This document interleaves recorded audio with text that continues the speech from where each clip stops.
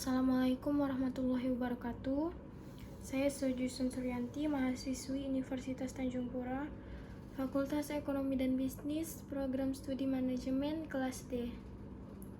Saat ini saya akan menjelaskan bagaimana cara membuat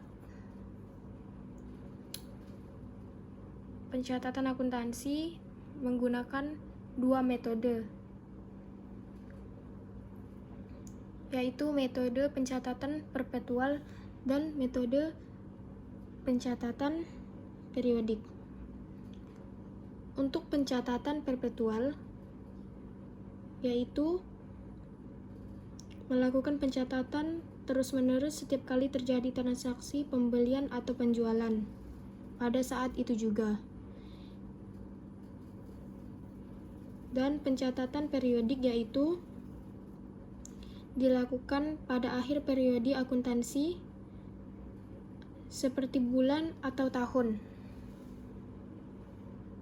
Dan sekarang kita akan menggunakan metode pencatatan perpetual.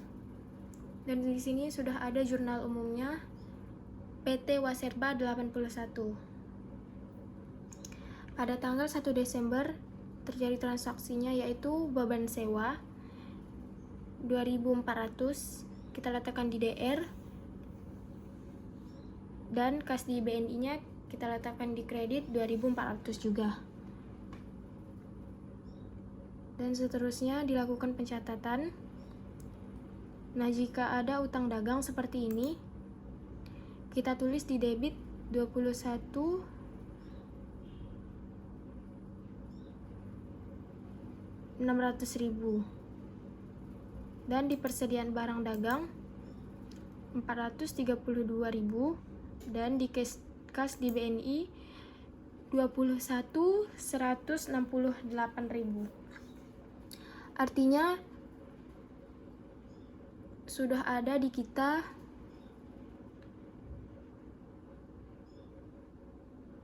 atau persediaan barang dagangnya 432 itu ditambah dengan 21.168.000. Makanya hasilnya di debit 21.600.000.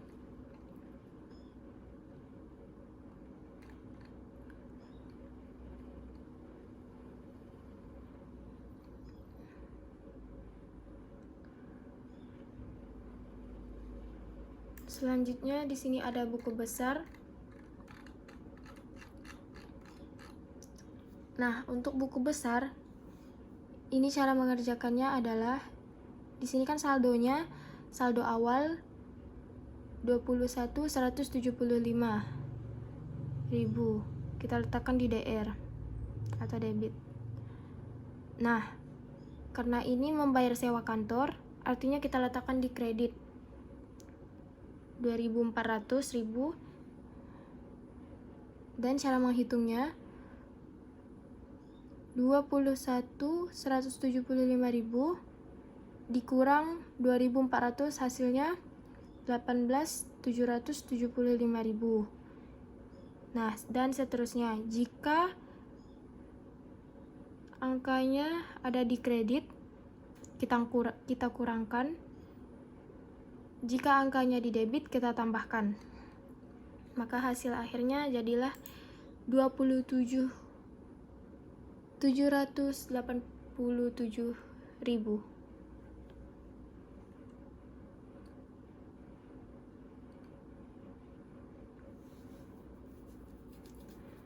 Dan setiap akun-akun pada transaksi kita masukkan ke dalam tabel-tabel atau akun-akun itu sendiri, seperti di piutang dagang dan persediaan barang dagang, asuransi dibayar di muka, dan seterusnya kita letakkan ke dalam tabel-tabel akun tersebut. Berikutnya adalah neraca saldo sebelum penyesuaian. Nah, untuk neraca saldo sebelum penyesuaian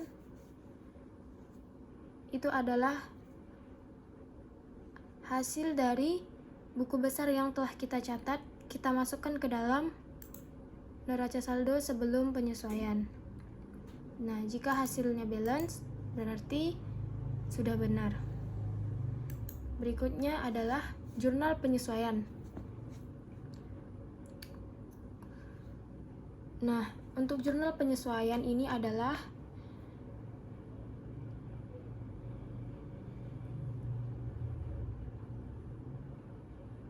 jurnal penyesuaian yang dilakukan pada tanggal 31 Desember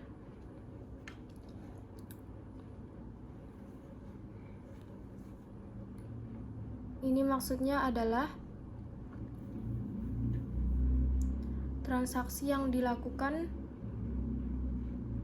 di akhir bulan. Jadi kita masukkan ke dalam jurnal penyesuaian. Berikutnya adalah buku besar setelah penyesuaian. Ini sama juga menghitungnya dengan buku besar sebelumnya. Cara menghitungnya juga sama. Saldo yang didebit kita kurangkan dengan akun yang dikredit, dan kita tambahkan dengan akun yang didebit, dan seterusnya. Nama-nama akun transaksi kita masukkan ke dalam satu tabel, masing-masing satu tabel. Berikutnya adalah neraca saldo setelah penyesuaian. Neraca saldo setelah penyesuaian ini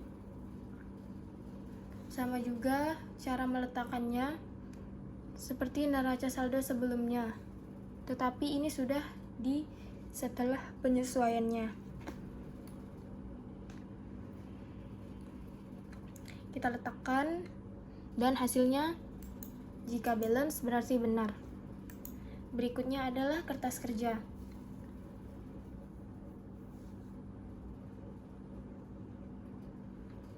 Kertas kerja ini adalah mencatat semua transaksi yang daftar saldo sebelum penyesuaian, daftar saldo setelah penyesuaian, laporan laba rugi, dan laporan posisi keuangan. Jadi semua angka-angka transaksi yang telah dilakukan kita letakkan ke dalam debit kredit tersebut. Setelah itu kita jumlahkan. Jika hasilnya balance dengan debit dan kreditnya, artinya benar. Nah, untuk laporan laba ruginya, di sini total laba ruginya kita tambah dengan laba bersih. Jadi hasilnya angkanya segini. Nah, dan untuk di laporan posisi keuangannya juga sama.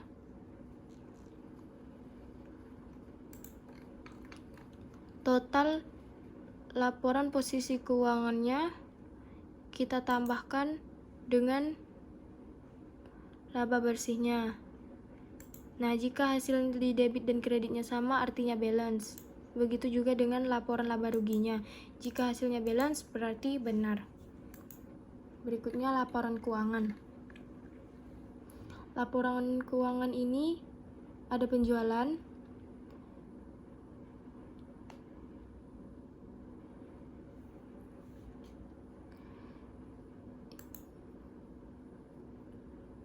ini 11.541.50.000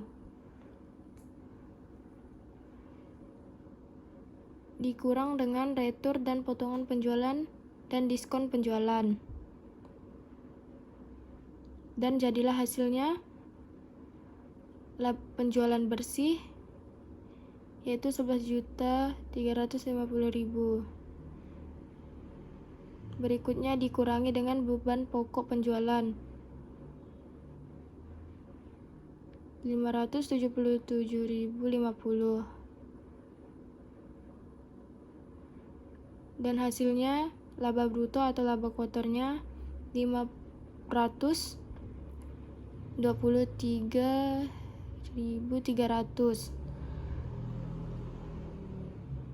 Nah, untuk beban usaha ini kita jumlahkan semuanya.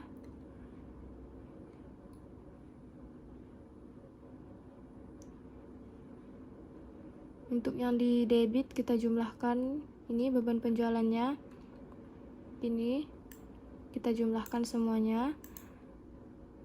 Terus hasilnya kita letakkan di total benua usahanya 315.395.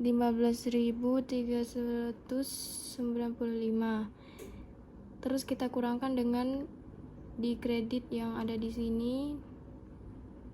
Ini dua akun ini kita kurangkan dengan 315.395 dan hasilnya jadi ini. Nah, untuk laporan perubahan ekuitasnya ada saldo awal, yaitu ditambah laba bersih terus dikurang dividen, dan hasilnya saldo akhirnya menjadi seperti ini. Ini juga sama menghitungnya,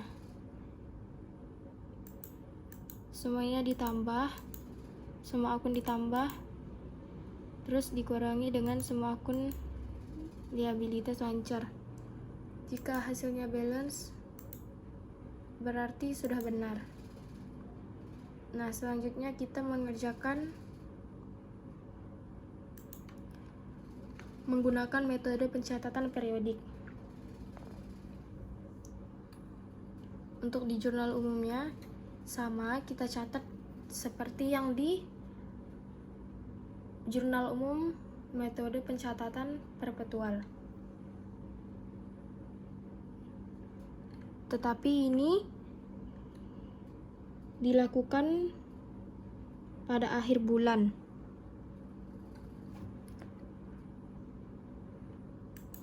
Berikutnya buku besar. Cara menghitungnya juga sama. Saldo debit dikurang kredit, terus ditambah dengan debit lagi. Untuk semua nama akun transaksi yang dilakukan kita letakkan di tabel akun yang sama, dan kita masukkan semua sesuai tabel nama-nama akun tersebut. Berikutnya neraca saldo sebelum penyesuaian. Neraca saldo sebelum penyesuaian ini sama juga mengerjakannya dengan metode pencatatan perpetual. Hanya saja ini dilakukan transaksi yang kita catat pada akhir periode. Nah, jika hasilnya balance berarti benar. Berikut jurnal penyesuaian pada akhir bulan Desember. Nah, semua transaksi dilakukan dan angka-angkanya kita letakkan di debit dan kredit. Jika hasilnya balance, artinya juga benar.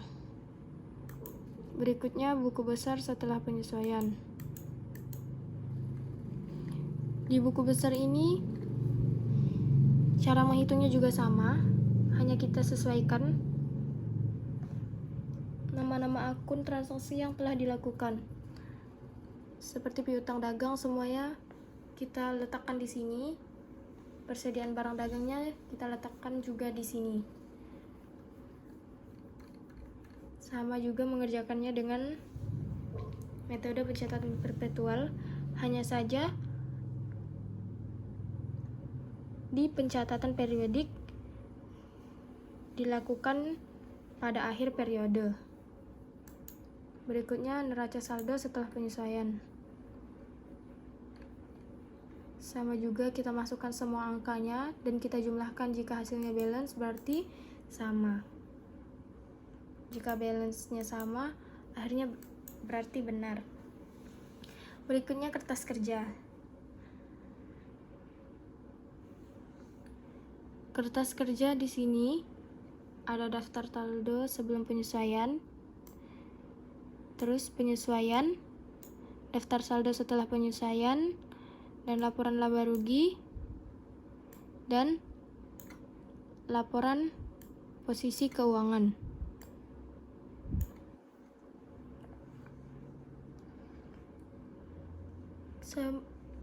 Kita melakukan pencatatannya, yaitu kita letakkan angka-angka yang ada di daftar saldo sebelum penyesuaian, kita letakkan di debit dan kredit, dan seterusnya. Nah, untuk di daftar saldo sebelum penyesuaian ini kita jumlahkan semua, jadi hasilnya ini. Dan di kredit daftar saldo sebelum penyesuaian juga kita jumlahkan dan hasilnya seperti ini. Jika balance artinya benar. Nah, semuanya dijumlahkan dan kita lihat apakah hasil debit dan kreditnya sama. Jika sama atau balance berarti benar. Untuk laporan laba rugi,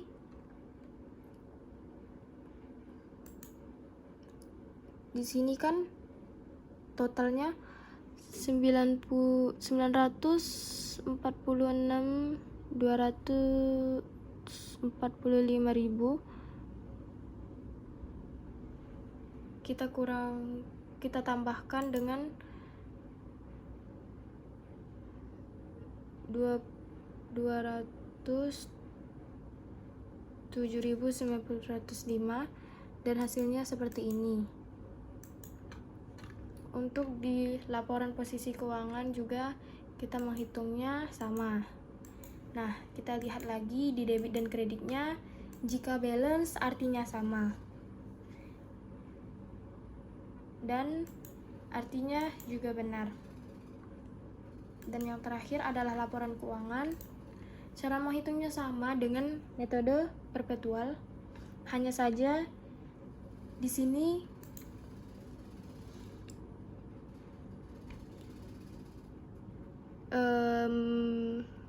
dilakukan pencatatannya pada akhir periode.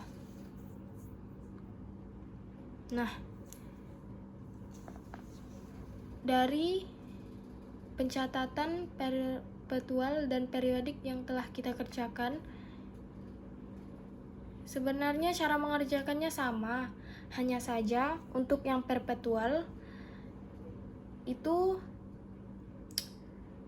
pembaruan persediaannya dilakukan secara terus-menerus setiap kali terjadi transaksi pembelian atau penjualan.